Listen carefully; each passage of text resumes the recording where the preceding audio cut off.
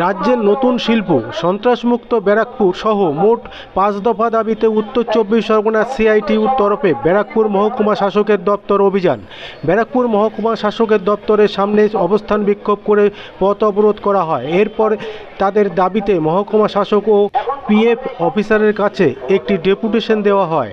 তাদের এই আন্দোলন কোনো কাজ না হলে আগামী দিনে আরও বৃহত্তর আন্দোলনের হুঁশিয়ারি দেওয়া হয়েছে। আপনারা দেখছেন নিউজ নদিয়া এক্সপ্রেস। চ্যানেলটিকে সাবস্ক্রাইব, লাইক, শেয়ার এবং ফেসবুক পেজটি ফলো করুন আর দেখতে থাকুন নিউজ নদিয়া এক্সপ্রেস। সর্বভারতীয় কাউন্সিল সদস্য, আমাদের রাজ্যের নেতৃত্ব এবং জেলা সম্পাদক মণ্ডল, কমরেড সভাপতি, উপস্থিত কমরেড ও বন্ধুগণ, আপনারা জানেন যে আজকে জেলা সিআইটিউ এবং পশ্চিমবঙ্গ পেনশনার্স ওয়েলফেয়ার সমন্বয় সমিতি, যা সিআইটিউ অনুমোদিত আরেকটি সংগঠন, যারা পেনশন, এই দুটি সংগঠন যৌথভাবে একটা অভিযান সংগঠিত করবার জন্য জমায়েত করেছিল ব্যারাকপুর রেল স্টেশন চত্বরে, এবং সেখান থেকে শ্রমজীবী মানুষের এতদিনকার যে অর্জিত অধিকার তা কেড়ে নেওয়ার জন্য আমাদের দেশে শ্রমজীবী মানুষ দীর্ঘদিন তাদের লড়াই সংগ্রামের মধ্যে দিয়ে যে অধিকার অর্জন করেছিলেন, সেই অধিকারগুলোকে একে একে কেড়ে নেওয়ার চেষ্টা হচ্ছে। আগামী 1 এপ্রিল 2020 সাল থেকে চেষ্টা করে যাচ্ছে ট্রেড ইউনিয়নগুলো দীর্ঘ তাকে একত্রিত করে 4টি শ্রম কোডে যা রূপান্তরিত করা হয়েছে তা সারা দেশ জুড়ে লাগু করবার চেষ্টা করছে। আর আমাদের ট্রেড ইউনিয়ন সিআইটিউ সহ অন্যান্য বামপন্থী সংগঠন যা আছে, তারা পথে নেমে এই শ্রম কোডকে বিরোধিতা করবে এবং তা কার্যকরী করতে দেবে না বলে শপথ নিয়েছে। এবং তারই প্রথম পদক্ষেপ হিসাবে আজকে আমরা মহকুমা শাসকের দপ্তরে জানাতে এসেছি যে আপনারা এই মানুষ মারা যে শ্রম কোড তা বাতিল করবার জন্য সর্বোচ্চ প্রশাসনিক উদ্যোগ গ্রহণ করুন, এবং শ্রমিকরা যখন রাস্তায় থাকবে শ্রমিকদেরকে সাহায্য সহযোগিতা করুন, অন্যথায় কিন্তু আইন শৃঙ্খলা বিঘ্নিত হতে পারে, সেই দায়িত্ব আমাদের থাকবে না।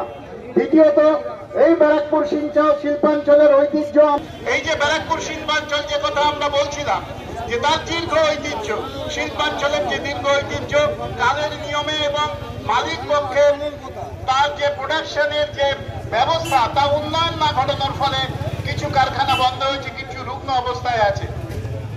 সেই কারখানার জমি করছে রাজ্য সরকার, তাদের সাহায্য করছে। বেশ কিছু ইন্ডাস্ট্রিয়াল ল্যান্ড ইতিমধ্যে বিএলআরও দপ্তরের সাহায্য সহযোগিতা নিয়ে তা হচ্ছে বাস্তুতে পরিণত করা হচ্ছে, সেখানে রিয়েল এস্টেট বানানো। সমস্ত মানুষ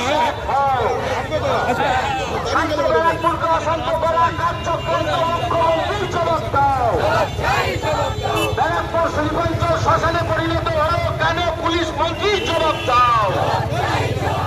ন্যূনতম 9,000 টাকা পেনশনের দাবিতে আজকে বিক্ষোভ কর্মসূচিতে দলে দলে যোগ দিন। এই লাভ জিন্দাবাদ, ভিক্ষে নয় পেনশন চাই, এই দাবিতে সমস্ত মানুষ এক হও। সমস্ত সহযোগী জিন্দাবাদ, জিন্দাবাদ, ওয়েস্ট বেঙ্গল পেনশনার অ্যাসোসিয়েশন জিন্দাবাদ। ন্যূনতম 9,000 টাকা পেনশনের দাবিতে আজকে পিএফ অভিযান সফল করুন। ব্যারাকপুর শান্ত, ব্যারাকপুরকে অশান্ত করা কার্যক্রান্ত মুখ্যমন্ত্রী জবাব দাও। ব্যারাকপুর শিল্পাঞ্চলকে সচেতন কর্মসূচিতে দলে দলে যোগ দিন। শিল্পের জমিতে বড়দারিরা মানছি না, মানব না। শান্ত ব্যারাকপুরকে অশান্ত করা কার্যক্রান্ত মুখ্যমন্ত্রী জবাব দাও। শান্ত ব্যারাকপুরকে অশান্ত করা কার্যক্রান্ত পুলিশ মন্ত্রী জবাব দাও।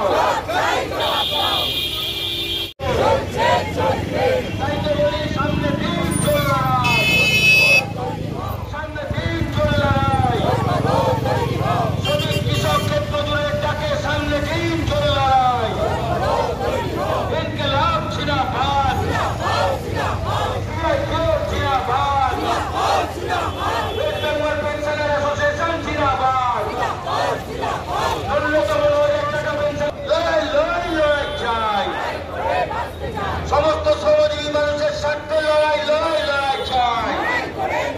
শিল্পাঞ্চলের পুনরুজ্জীবন চাই, কালা শ্রমকোড বাতিল করতে হবে।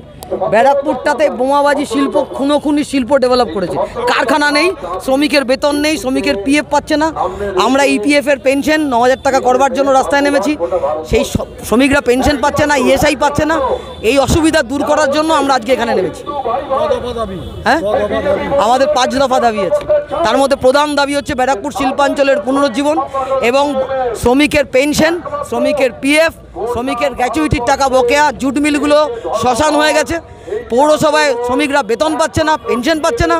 এই সব পরিবহন শ্রমিকরা সংকটে, সব নিয়েই আমরা এসডিওর কাছে এসেছি।